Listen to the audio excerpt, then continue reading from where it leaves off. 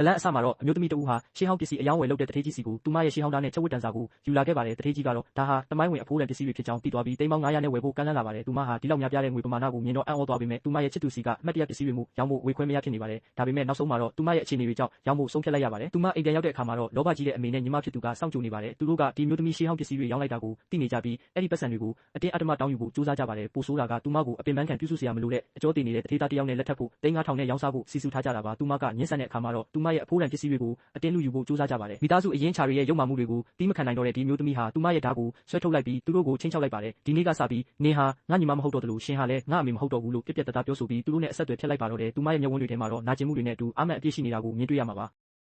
ထို့နောက်အမျိုးသမီးရဲ့ဆိုင်ရင်မှာစစ်သားတစုစောင့်နေပါတယ်အမျိုးသမီးကဆိုင်တကားအနေငယ်ဟာပြီးပစ္စည်းတယ်ဖို့လူကဒါပဲလားလို့မေးလိုက်ပါတယ်စစ်သားတွေကတော့ဆန်အိတ်လေးအိတ်ငါအတိလောက်ကတော့ထိန်းပြီးမျိုးကိုပတ်ပြေးဖို့တောင်းရပါတယ်လို့ပြောတဲ့အခါအမျိုးသမီးကသဘောကျပြီးဟုတ်လားဒါဆိုလဲထမ်းမှုပြီးပတ်ပြေးကြပါဆိုပြီးဆိုင်ငန်းတကားအကုန်ဖွင့်ပြလိုက်တဲ့အခါရိတ်ခါတွေအပြည့်တူလောင်ထားတာကိုမြင်ပြီးစစ်သားတွေအကုန်အံ့ဩကုန်ကြပါတယ်ဒါနဲ့ပဲမင်းသားကဒီလောက်များတဲ့ရိတ်ခါတွေကိုဘယ်ကရတာလဲလို့မေးမြန်းနေပြီးတစ်ဖက်ကအမျိုးသမီးကတော့ဒါတွေဟာသူမတို့အသက်ဆုံးပြီးရှာဖွေထားရတာဖြစ်ကြောင်းခက်ပြက်ပြက်ပဲတုံ့ပြန်နေပါတယ်သူမရဲ့စိတ်ဓာတ်နဲ့စူးစမ်းမှုကိုမြင်တွေ့သွားတဲ့မင်းသားကသူမကိုအတိမတ်ပြုတဲ့အနေနဲ့ဒူးထောက်ပြီးအယုံသေးပေးကြပါတယ်ထို့နောက်အမျိုးသမီးရဲ့လက်ကတန်ရာကိုမြင်ပြီးဒါကဘာဖြစ်တာလဲလို့မေးပါတယ်အမျိုးသမီးဂရိတ်ခါလူရင်မတော်တဆထင်မိတာပါလို့ပြောတဲ့အခါကျတော့မင်းသားကလက်ပတ်ကန်းအသက်ကာကွယ်ပစ္စည်းလေးတစ်ခုကိုလက်ဆောင်ပေးခဲ့ပါတယ်ဒါဟာရိုးရိုးလက်ဆောင်တင်မဟုတ်ပဲသူမကိုကာကွယ်ဖို့အတွက်တင် जाပေးခြင်းနဲ့ဆန္ဒလည်းပါဝင်နေတာပေါ့ဒါနဲ့ပစ္စည်းတွေတကယ်ဖို့လူမလောက်လို့မင်းသားဟာသူ့လူတွေကိုခေါ်ဖို့ထွက်သွားကြပါတယ်နောက်ပိုင်းမှာတော့အမျိုးသမီးလေးဟာစာအုပ်တအုပ်ကိုဖတ်ရှုရင်းအံ့ဩသွားပါတယ်အဲ့ဒီစာအုပ်ထဲမှာတော့ရန်သူတွေမျိုးကိုပိတ်ဆို့ထားတဲ့အချိန်ကအကြောင်းအရာတွေမျိုးထဲမှာဖြစ်ပျက်ခဲ့တဲ့အရေးကြီးတဲ့အဖြစ်အပျက်တွေကိုရေးသားထားတာပါဒီမှတ်တမ်းတွေကနေတစ်ဆင့်နောက်ထပ်ဘာတွေဆက်ဖြစ်လာမလဲဆိုတာကတော့ရင်ခုန်စရာပါပဲဒါကတော့ဒီစာအုပ်ဟာအနာဂတ်ကာလကစာအုပ်ဖြစ်ပြီးတမိုင်းကြောင်းကိုရေးထားတာပါထိုတမိုင်းကြောင်းထဲမှာမင်းသားကစစ်မြေပြင်မှာတိုက်ခိုက်ရင်းကြာဆုံးသွားနိုင်တယ်ဆိုတာအမျိုးသမီးသိသွားတော့စိတ်မချလို့သူမလည်းမင်းသားနောက်ကိုလိုက်သွားပါတယ်